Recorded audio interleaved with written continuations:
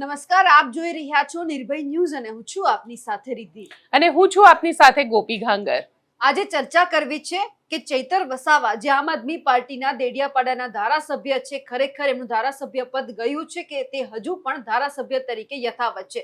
એ ચર્ચા એટલા માટે કરવી છે કારણ કે ભારતીય જનતા પાર્ટીના નેતા જે પૂર્ણેશ મોદી છે તેમણે સ્પષ્ટ વાત કરી દીધી હતી કે હવે જે ધારાસભ્ય ચૈતર વસાવા છે એમની પાસે પદ નથી રહ્યું। અને હવે ચર્ચા એ પણ કરવી છે કે જ્યારે ચૈતર વસાવા જેલમાં છે તો એમની પાછળ સૌથી વધારે ફાયદો કોને થવાનો છે। ગોપીબેન, ચર્ચા સૌથી પહેલા એ કરવી છે કે ધારાસભ્ય પદ તરીકે હજુ પણ જે આ પદ યથાવત છે ચૈતર વસાવા પાસે કે લઈ લેવામાં આવ્યું છે?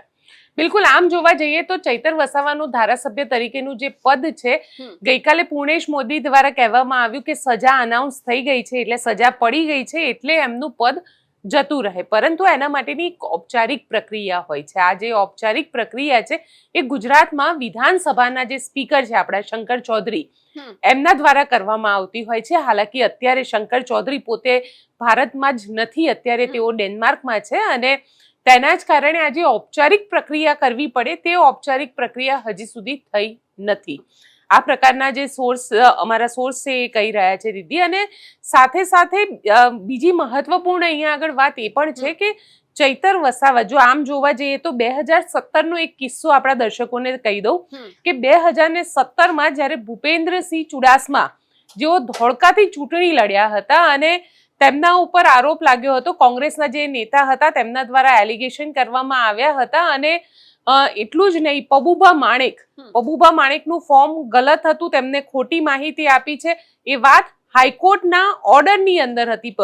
આમાં પણ હતી, ભૂપેન્દ્રસિંહ ચુડાસમાના કેસમાં પણ હતી, પબુભા માણેકના કેસમાં પણ હતી અને તેઓ સુપ્રીમ કોર્ટમાં ગયા હતા।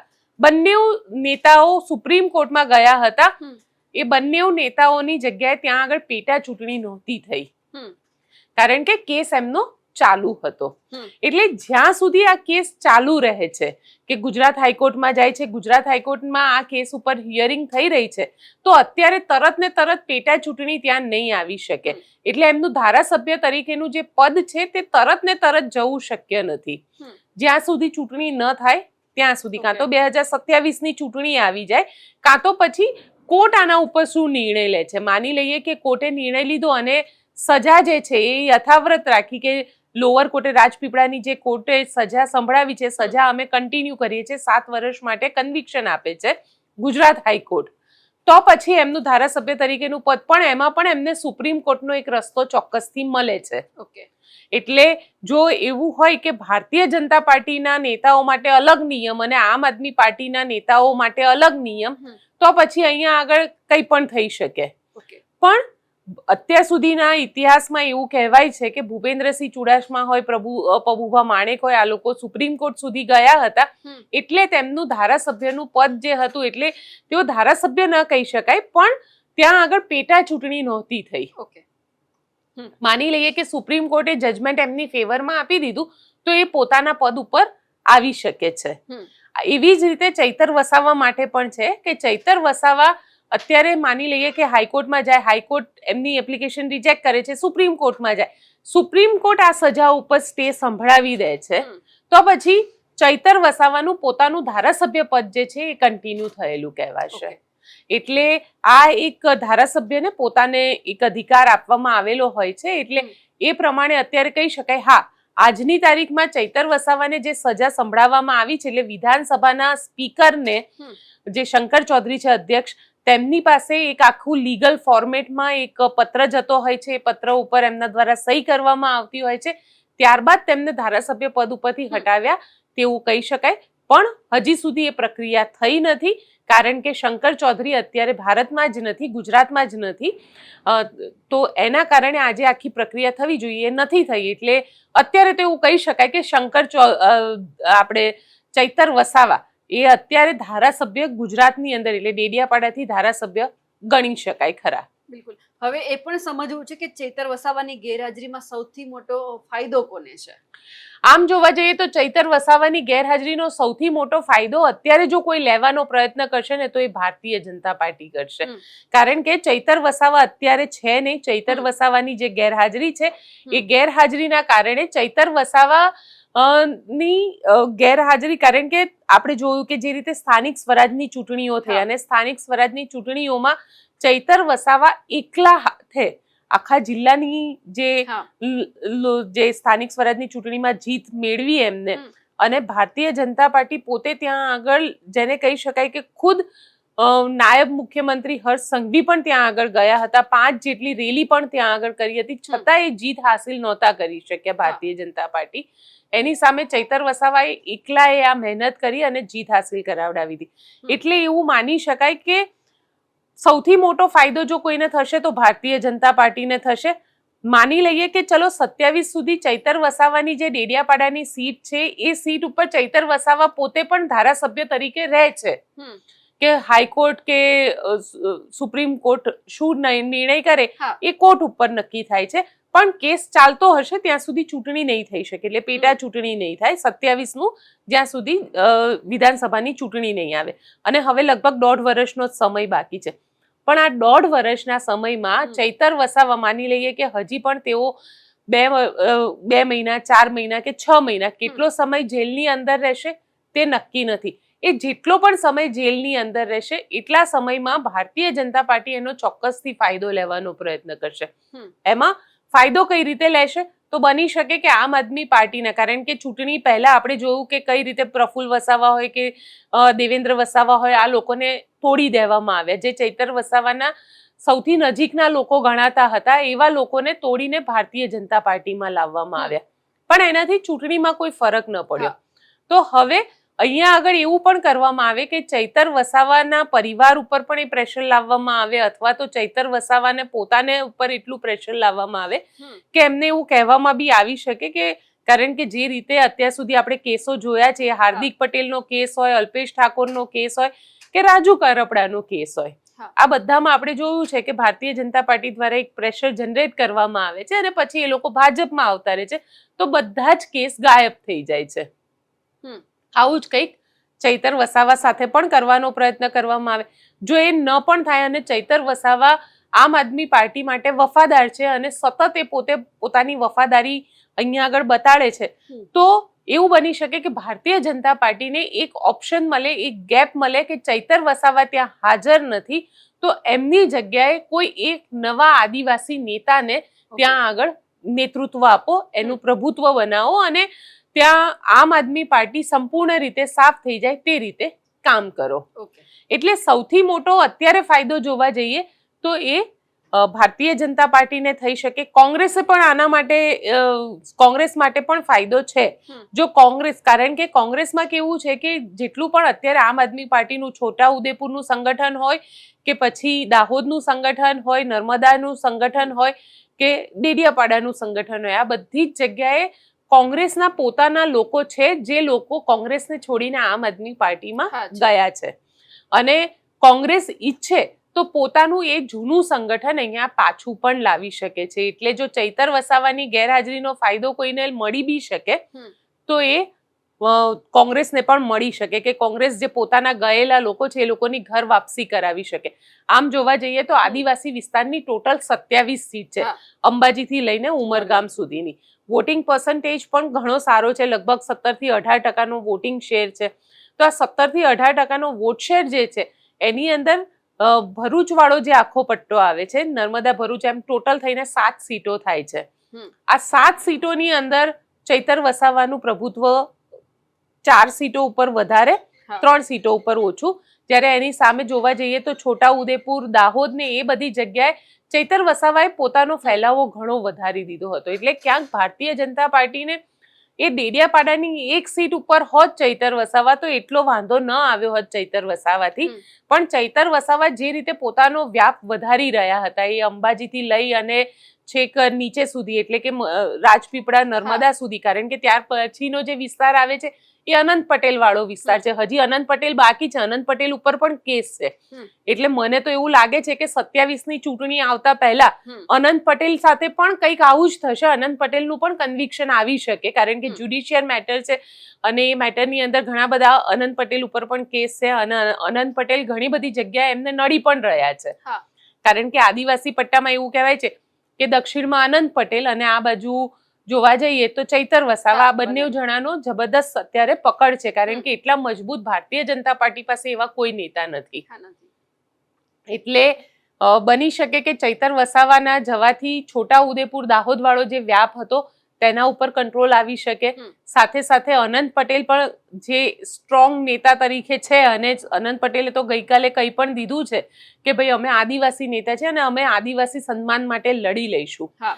તો અનંત પટેલ પણ અહીંયા થોડા શાંત થતા દેખાય આપણને કે ભાઈ જે રીતે ચૈતર વસાવા વાળું થયું છે તો થોડા શાંત થઈ જાય હમણાં, હા. કે નથી આપણે વધારે કરવું, કારણ કે લીગલ પ્રોસિજર છે. હમ. જો કોર્ટમાં સજા થાય તો એમાં બી ચૈતર વસાવા કે અનંત પટેલ એમાં કંઈ જ ન કરી શકે. હા.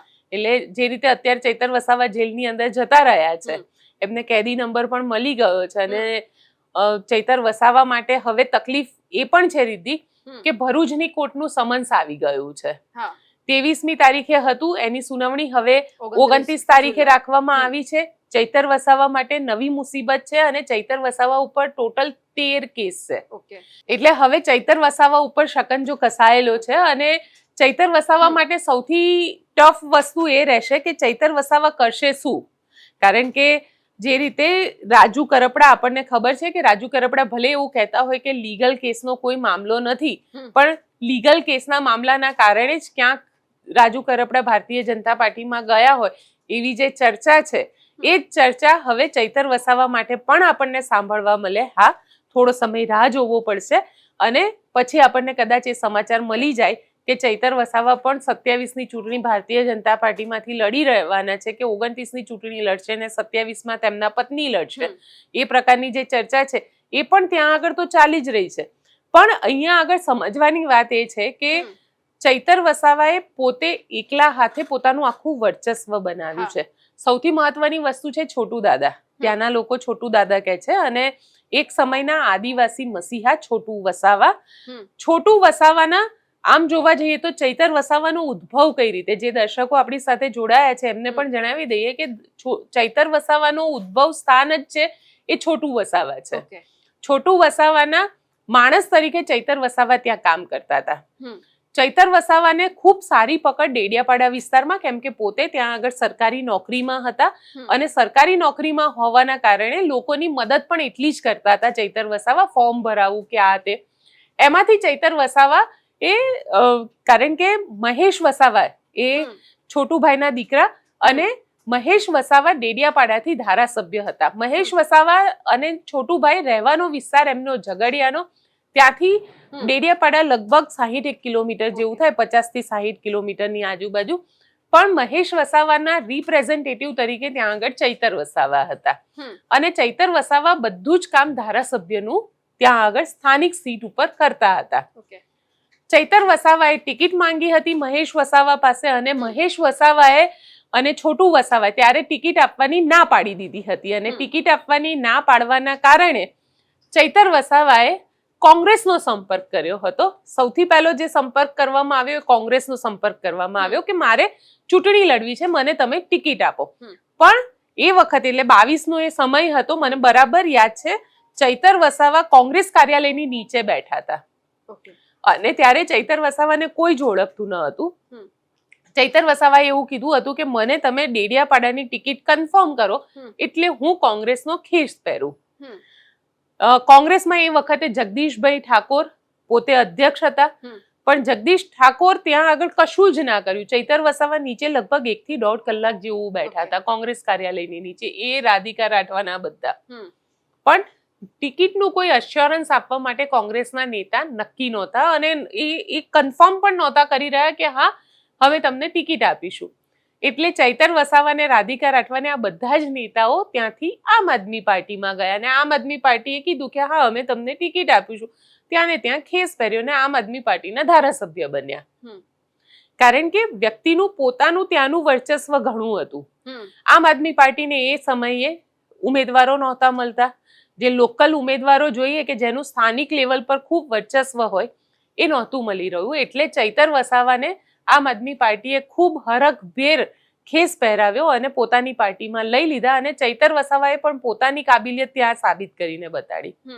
એ પછી ચૈતર વસાવા સતત આદિવાસી લોકો માટે લડતા રહ્યા, સતત પોતાનો અવાજ જે છે એ ઉપાડતા રહ્યા અને સૌથી મહત્વની વાત તો એ છે કે ચૈતર વસાવા સૌથી વધારે જો કોઈની સાથે લડ્યા પણ હોય ને તો એ પોલીસ અધિકારીઓ છે. અને આદિવાસી લોકોને વસ્તુ ખૂબ ગમે છે કે એમના માટે બોલનાર માણસ છે, એમના માટે બોલનાર વ્યક્તિ અત્યારે અવેલેબલ છે. એ પછી શિક્ષણની શિષ્યવૃત્તિની વાત હોય આદિવાસી વિદ્યાર્થીઓ માટેની, કે પછી આદિવાસી વિસ્તારમાં આવેલી જીઆઈડીસીના જે લેબર છે, જે આદિવાસી લોકો છે જેમના અચાનક મૃત્યુ થવાથી કે કોઈ અકસ્માતે મોત થવાના કારણે ચૈતર વસાવા ત્યાં જઈને બબાલ કરે છે. આદિવાસી લોકોને ગમે છે કે એમના હક માટે કોઈ બોલી રહ્યું છે, એમની જળ જંગલ અને જમીનની જે આખી સંપત્તિ છે તેને બચાવવા માટે કોઈક કામ કરી રહ્યું છે. અને એટલા માટે ચૈતર વસાવાની જે પોપ્યુલારિટી હતી એ અચાનક એનો ગ્રાફ છે એ 20-30 ની લેવલે નહીં, એ સીધો 20 થી 90 ઉપર ગયો, 90 ડિગ્રી ઉપર વધ્યો. અને એટલે જ આદિવાસી વિસ્તાર ના માત્ર ડેડિયાપાડા, ચૈતર વસાવાના ફોલોવર્સ અંબાજીમાં પણ છે. ચૈતર વસાવાના ફોલોવર્સ માનવામાં નહીં આવે. હું આ ઉનાળામાં અમે લોકો ડુંગરપુર સાઈડ ગયા હતા અને ડુંગરપુર સાઈડ પણ ચૈતર વસાવાની એટલી પોપ્યુલારિટી છે. એટલે ત્યાં આગળ પણ લોકો ચૈતર વસાવાને ઓળખે છે કારણ કે ત્યાં બાપ્સની ધારાસભ્ય છે ભારતીય આદિવાસી પાર્ટી, જે છોટુ વસાવાના દીકરા દિલીપ વસાવાની છે, પણ લોકો ચૈતર વસાવાને ત્યાં ઓળખતા હતા. એટલે આદિવાસી વિસ્તારના લોકો જો ડુંગરપુર સાઈડ પણ ઓળખતા હોય ચૈતર વસાવાને તો એમની પોપ્યુલારિટીનો ગ્રાફ તમે સમજી શકો. એટલે સૌથી વધારે બેનિફિટ અહીંયા આગળ ચૈતર વસાવાની ગેરહાજરીનો ભારતીય જનતા પાર્ટીને મળશે કારણ કે તે પોતાના માણસને ઊભો કરી શકશે, એ પોપ્યુલારિટી ગ્રાફ સુધી લઈ જઈ શકશે. પણ ભારતીય જનતા પાર્ટી કઈ રીતે કામ કરે છે એ હવે ભારતીય જનતા પાર્ટીએ નક્કી કરવાનું, કારણ કે આમ તો મનસુખ વસાવા છે. અને જો બીજી પણ એક વસ્તુ તમને કહું કે આદિવાસી લોકોમાં આપણે એવું કહીએ છીએ કે મનસુખ વસાવા ખૂબ બોલકા છે. ભારતીય જનતા પાર્ટીના નેતાઓ સાથે પણ તડફડ કરી નાખે છે. એ તડફડ એટલા માટે કરી શકે છે કારણ કે એમને ખબર છે જો હું નહીં બોલું અને ભારતીય જનતા પાર્ટીના જે શિસ્તમાં રહેવાની જે વાત આવે છે કે શિસ્તબદ્ધ પાર્ટી છે, એ શિસ્તમાં રહેવાની જ્યારે વાત કરીશ ને તો મને મારા જ લોકો વોટ નહીં આપે. એટલે જ મનસુખ વસાવા બોલે છે. અને સૌથી મહત્વની વસ્તુ, જો મનસુખ વસાવા આટલું બધું બોલતા હોય અને છતાં પ્રધાનમંત્રી નરેન્દ્ર મોદી, ગૃહમંત્રી અમિત શાહ, મુખ્યમંત્રી ભૂપેન્દ્ર પટેલ, આ પહેલા હતા વિજયભાઈ, આ પહેલા હતા આનંદીબેન. આનંદીબેનને તો પત્ર લખીને આનંદીબેન સાથે ઝઘડો કર્યો હતો જ્યારે આનંદીબેન મુખ્યમંત્રી હતા, છતાં કોઈ એમને હટાવી નહોતા શક્યા. તો પછી મનસુખ વસાવાની એવી તો કઈ લોકપ્રિયતા છે બોલે છે કે બોલે છે. અને આદિવાસી લોકોને બોલનારા નેતા જોઈએ છે, ના કે ભારતીય જનતા પાર્ટીના શિસ્તમાં રહેવા વાળા નેતા. તમે જોવો હમણાં ઝઘડો થયો, મંચ ઉપર આ ઝઘડો થયો, દર્શના દેશમુખ હતા, મનસુખ વસાવા દર્શના દેશમુખની સાથે જઈને બેસી ગયા, નીલ રાવની વિરુદ્ધની અંદર આખી વાત આવી. પણ વસ્તુ શું ગઈ કે જોયું મનસુખ વસાવાએ સ્ટેન્ડ લઈ લીધું. કોના માટે સ્ટેન્ડ લીધું? તો કે આદિવાસી બેન માટે સ્ટેન્ડ લીધું. મનસુખ વસાવાને અહીંયા ગ્રાફ વધી ગયો, ભલે પાર્ટીમાં ગ્રાફ ડાઉન થયો પણ ગ્રાફ આદિવાસી લોકોના મનમાં વધ્યો. લોકોએ એવું કીધું કે મનસુખ વસાવા બેન માટે બોલ્યા, એ પણ આદિવાસી બેન માટે બોલ્યા. એટલે આદિવાસી લોકોનું એક તમારે છે ને ત્યાંની સાયકોલોજીને સમજવી પડે, ત્યાંની એ લોકોની જે છે કે એમના માટે જે લોકો કામ કરે છે અને એમના માટે જે લોકો બોલે છે એ એમને ગમે છે. સવાલ એ પણ છે કે હવે જે મહેશ વસાવા છે, છોટુ વસાવા છે અને સાથે શંકરસિંહ વાઘેલા, હવે આ ત્રણે સાથે આવવાના છે. આદિવાસી વિસ્તારના લોકો માટે તેઓ કામ કરવાના છે. લાગે છે કે આદિવાસી વિસ્તારના લોકો હવે એ બાજુ ડાયવર્ટ થશે? જો અત્યાર સુધી એવું કહેવાતું હતું કે છોટુ વસાવા મસીહા ગણાતા હતા, હવે એ મસીહાનું સ્થાન લઈ લીધું છે ચૈતર વસાવાએ. છોટુ વસાવાની ઉંમર પણ થઈ ગઈ છે. મને યાદ છે એ કિસ્સો, જ્યારે હું કહું 2004 ની આજુબાજુ હું એક સ્ટોરી કરવા માટે ત્યાં ગઈ હતી. વાલિયાનો એ વિસ્તાર હતો અને એ વખતે તો એટલું ડેવલપમેન્ટ પણ નહોતું, બિલકુલ કાચા રોડ જેવા રોડ હતા ને અમુક ગામમાં રસ્તા નહોતા, અમુક ગામમાં સિંગલ પટ્ટી રોડ હતા. મારી એ સ્ટોરી હતી, એ સ્ટોરી છોટુ વસાવાના ગામની આજુબાજુની સ્ટોરી હતી. એટલે હું ત્યાં સ્ટોરી કરવા ગઈ એટલે બે લોકો ત્યાં આગળ આવ્યા અને મને લઈ ગયા ત્યાંથી કે પહેલા છોટુભાઈને મળી લો. હું ફર્સ્ટ ટાઈમ છોટુ વસાવાનું જે ઘર છે મેં એ ઘર જોયું હતું અને છોટુ વસાવાને ત્યાં હું ગઈ હતી. એટલે છોટુ વસાવાએ મને એવું કીધું હતું કે બેન તમે આવ્યા છો અહીંયા આગળ આવી ગયા તમારી મરજીથી, પણ બહાર તો મારી જ મરજીથી નીકળશો. એટલે નક્કી કરી લો સ્ટોરી કરવાની છે કે નથી કરવાની. અને અમે લોકો સ્ટોરી કર્યા વગર પાછા નીકળી ગયા હતા. એટલે આ દાદાગીરી મેં 2003-04 છોટુ વસાવાની જોયેલી છે કે ભાઈ આ દાદાગીરી હતી એમની. અને એટલે જ લોકોને ગમતા હતા. એટલે જ એ સળંગ 7 વર્ષ ધારાસભ્ય તરીકે 7 વખત 7 વર્ષ નહીં 7 વખત 35 વર્ષ થાય એ 35 વર્ષ સુધી ધારાસભ્ય તરીકે રહ્યા હતા કે એકલા હાથે આખું શાસન ચલાવતા હતા. ત્યાં એમની મરજી વગર કશું જ નહોતું થતું. અને એ વસ્તુ 2017ની ચૂંટણીમાં ભારતીય જનતા પાર્ટીને ખબર પડી ને આજે છોટુ વસાવા 10 વર્ષનો સમય નથી થયો અને છોટુ વસાવા હતા નહોતા થઈ ગયા. 17માં ચૂંટણી હતી, અહેમદ પટેલને વોટ આપવાનો હતો રાજ્યસભા વખતે અને છોટુ વસાવાએ અહેમદ પટેલને વોટ આપ્યો હતો અને અહેમદ પટેલ સાંસદ બન્યા હતા રાજ્યસભાના. અને ભારતીય જનતા પાર્ટીને ખબર પડી ગઈ કે છોટુ વસાવાનો હવે તોડ શોધવો પડશે અને તોડ શોધાયો. ભારતીય જનતા પાર્ટી ખૂબ લાંબી રાજનીતિ કરે છે અને ખૂબ વિચારીને રાજનીતિ કરે છે. છોટુ વસાવાનો તોડ શોધાઈ ગયો. અત્યારે છોટુ વસાવાને યાદ લોકો કરે છે પણ કદાચ વોટ આપવાના આવે તો છોટુ વસાવાને વોટ ના આપે. કેમ કે હવે છોટુભાઈની ઉંમર થઈ ગઈ. સામે એમના દીકરા મહેશ વસાવાએ પોતાની ક્રેડિબિલિટી ના રાખી. એ પહેલા ભારતીય ટ્રાઇબલ પાર્ટીમાંથી પછી ભારતીય જનતા પાર્ટીમાં ગયા, ભારતીય જનતા પાર્ટીથી કોંગ્રેસમાં ગયા અને હવે કોંગ્રેસને પણ છોડી દીધી. આમ આદમી પાર્ટીમાં પણ ગયા હતા. એટલે આ આખું જે નેટવર્ક જેને કહી શકાય કે સૌથી મોટું નુકસાન જે છે એ છોટુ વસાવાના ડીએક્ટિવ થવા કરતા પણ સામે ચૈતર વસાવાનો જેમ ગ્રાફ વધ્યો એમ છોટુ વસાવાનો ગ્રાફ ડાઉન થતો ગયો. અને અત્યારે જે એક બેઠક એ લોકો કરવા જઈ રહ્યા છે, જે શંકર સિંહ વાઘેલા, મહેશ વસાવા, છોટુ વસાવા આ લોકોની આ જે બેઠક છે એની અંદર શિડ્યુલ 5ની અમલવારી જે છે એ જે મુખ્ય મુદ્દા જે આદિવાસીઓને અસર કરે છે એમાં શિડ્યુલ 5ની અમલવારી, ભીલ પ્રદેશની માંગ, કારણ કે ભીલ પ્રદેશની માંગ તો આ છોટુ વસાવા વર્ષોથી કરી રહ્યા હતા. ચૈતર વસાવા પણ કરી રહ્યા છે પણ હજી સુધી આનું કોઈ સોલ્યુશન નથી આવ્યું. એટલે અહીંયા આગળ પ્રયત્ન એ કરી રહ્યા છે કે એ વાત થઈ શકે અને આદિવાસીઓમાં ફરીથી એ લોકપ્રિયતાનો ગ્રાફ એ હાસિલ કરી શકે. પણ એ સમય અલગ છે. 2097, 98, 2000 આ જે સમય હતો અને આદિવાસીમાં જે પોપ્યુલારિટીનો ગ્રાફ એમને મેળવ્યો હતો ત્યારે સોશિયલ મીડિયા પણ નહોતું. ટીવીની સ્ક્રીન ઉપર ન્યૂઝ આવતા હતા એ જોવાના હતા. હવે સોશિયલ મીડિયા પણ છે. આદિવાસી યુવાન જાગૃત થયો છે અને સોશિયલ મીડિયા થકી ન્યૂઝ મળી રહ્યા છે અને એને એ પણ ખબર પડી રહ્યા છે કે કેટલા આદિવાસી નેતા અમારા માટે કામ કરી રહ્યા છે અને કેટલા આદિવાસી નેતા કામ નથી કરી રહ્યા. એટલે કદાચ જો છોટુ વસાવા, મહેશ વસાવા આવે પણ સૌથી પહેલા તો વસ્તુ એ છે એમને એમનું ગ્રાઉન્ડ ક્લિયર કરવું પડશે. આદિવાસી વિસ્તારની અંદર એ ગ્રાઉન્ડ ક્લિયર કરવું પડશે તો જ એમને એ ફાયદો મળી શકશે. સવાલ એ પણ છે કે તમે વાત કરી કે ભાજપે કોઈ એક વ્યક્તિ મૂકવો પડશે. જે રીતે ચૈતર વસાવે લોકપ્રિયતા બનાવી, ભાજપ કોઈ એમનું જે માણસ છે મૂકી પણ શકે ચાલો, પણ એમને ઉપર સુધી પહોંચવા માટે, પોતાનો ગ્રાફ ઉપર સુધી લઈ જવા માટે મહેનત તો કરવી પડશે.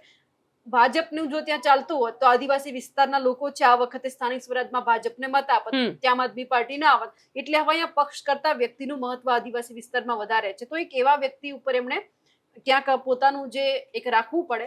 સાથે કોંગ્રેસને લઈને પણ સવાલ છે. જો કોંગ્રેસે એ સમયે ચૈતર વસાવા ઉપર ભરોસો મૂક્યો હોત તો આજે ત્યાં કોંગ્રેસની બોલબાલા હોત ચૈતર વસાવાની સાથે. હવે કોંગ્રેસ નવો રસ્તો શું અપનાવી શકે? કોંગ્રેસ માટે નવો રસ્તો એ પણ છે કે જે કોંગ્રેસ પાસે ઘણા આદિવાસી નેતાઓ છે ત્યાં આગળ જે ચૈતર વસાવાના જ એક સમયના સાથી રહ્યા છે, જે છોટુ વસાવાની સાથે હતા. કારણ કે જો કોંગ્રેસ માટે ત્યાં કેવું હતું કે કોંગ્રેસ અને છોટુ વસાવા જ્યારે અહેમદભાઈ હતા એ વખતે અલાયન્સમાં કામ કરતા હતા. છોટુ વસાવાની સામે કોંગ્રેસ પોતાના ઉમેદવારને ઊભા નહોતા રાખતા અને એટલે જ કદાચ ફાયદો જે છે એ અહેમદ પટેલ વખતે છોટુ વસાવાનો થયો હતો કોંગ્રેસને. હમ. હવે કોંગ્રેસ આખો નવી ઘોડી નવો દાવ કરવાનો છે અહીંયા આગળ કે ભાઈ બધું જ નવેસરથી તમારે કરવાનું છે, સંગઠન આ તે બધું જ. એટલે પણ કોંગ્રેસ પાસે ઓપ્શન છે, કારણ કે કોંગ્રેસના નેતાઓ જો ત્યાં એ વિસ્તારની અંદર બોલશે, એ વિસ્તારની અંદર જે રીતે ચૈતર વસાવા, આમાં કઈ રોકેટ સાયન્સ તો છે નહીં કે તમે ભણી ગણીને આવશો તો જ તમને ખબર પડશે. તમે તમારા લોકો માટે વાત કરશો, એમના હકની વાત કરશો, આદિવાસી વિસ્તારના ડેવલપમેન્ટની વાત કરશો તો આદિવાસી લોકો ચોક્કસથી વિશ્વાસ મૂકશે. પણ જો તમે માત્ર એટલું કરશો કે જેટલું સરકાર કહી રહી છે તો કદાચ તમારા ઉપર વિશ્વાસ ન મૂકે. એટલે અહીંયા એ જ મેં પહેલા કીધું કે સાયકોલોજીને સમજવાની જરૂર છે, અને ચૈતર વસાવા જો એ સાયકોલોજીને સમજી શક્યા છે તો ભારતીય જનતા પાર્ટી તો આરામથી સમજી જશે. એવો કોઈ ઓપ્શન બી શોધશે કે જે ઓપ્શન જનતા માટે હોય અને જનતાની વચ્ચે જઈને બોલતો હોય. દર્શના દેશમુખ અત્યારે છે કે બીજા જેટલા પણ ધારાસભ્ય છે એ ધારાસભ્યથી આદિવાસી વિસ્તારમાં અને આદિવાસી લોકોનું દિલ જીતવું એ કદાચ અત્યારે પોસિબલ નથી. કોઈ એવો નવો ફ્રેશ ચહેરો તમારે લાવવો પડે, અને કદાચ એ ફ્રેશ ચહેરો એમને ના મળે, કારણ કે ઘણા બધા વિસ્તારની અંદર એવું છે કે ભારતીય જનતા પાર્ટીએ કોંગ્રેસના નેતાને લઈ લીધા કે અન્ય પાર્ટીના નેતાને લઈ લીધા અને વર્ષોથી ત્યાં આગળ એ જ નેતા એમની જ રીતે રાજ કરી રહ્યા છે. એવી રીતે કદાચ ચૈતર વસાવા જેલના સળિયાની પાછળથી સીધી જે સુરંગ છે એ સુરંગ ખુલશે ભારતીય જનતા પાર્ટીના કમલમમાં અને ચૈતર વસાવા કેસરીઓ કરશે તો બની શકે કે ચૈતર વસાવાની પોપ્યુલારિટીનો ગ્રાફનો ફાયદો ભારતીય જનતા પાર્ટીને ચોક્કસથી મળશે. પણ જો ચૈતર વસાવા અહીંયા શિસ્તમાં રહ્યા તો ચૈતર વસાવાની બી પોપ્યુલારિટી ઘટી શકે, કારણ કે લોકો એક્સેપ્ટ નથી કરતા. ઓકે, પણ આ બધાની વચ્ચે આપણે દર્શકોને એ પણ સંભળાવે કે જ્યારે અમે જે ચૈતર વસાવાના પત્ની છે વર્ષાબેન વસાવા તેમની સાથે જે વાત કરી છે તેઓ શું કહી રહ્યા છે, કારણ કે વર્ષ 2023ની એ ઘટના જ્યારે બની હતી ત્યારે તેઓ પણ ત્યાં જ હતા. મારી સાથે અત્યારે વર્ષાબેન વસાવા જોડાયેલા છે. વર્ષાબેન, હવે આખી લડત તમારા હાથમાં છે, તમે શું કરવાના છો? હવે આગળની જે પણ કાર્યવાહી હશે અમે બધા અમારા કાર્યકરો છે, પાર્ટીના તમામ હોદ્દેદારો બધા સાથે મળીને જે પણ કરવાનું હશે, જે પણ કાર્યવાહી હશે, જે પણ પ્રોગ્રામ હશે તે બધા સાથે મળીને કરીશું. અને હવે અહીંયા સેશન કોર્ટમાંથી જે ઓર્ડર થયો છે એ પ્રમાણે હવે અહીંથી બધા કાગળિયા રિસીવ કરીને હાઈકોર્ટમાં જઈશું, હાઈકોર્ટમાં અપીલ કરીશું. પણ આ બધા પાછળ કોનો હાથ લાગે છે તમને? હવે આ ભાજપની સરકાર છે, એટલે હાલ તાજેતરમાં જે આપણે તાલુકા જિલ્લા પંચાયતની ચૂંટણીઓના રિઝલ્ટ જોઈ રહેલા છે, આપણે જે નર્મદા જિલ્લામાં જે આપની સરકાર બની છે ભાજપથી જોવાતી નથી, અને જે એક ધારાસભ્યની લોકપ્રિયતા વધે છે એ પણ જોવાતું નથી. એટલે એક આ ષડયંત્ર તરીકે જ ઊભું કરેલું છે. આ 2027ની ચૂંટણીને ધ્યાને રાખીને આ કાવતરું ઘડ્યું છે.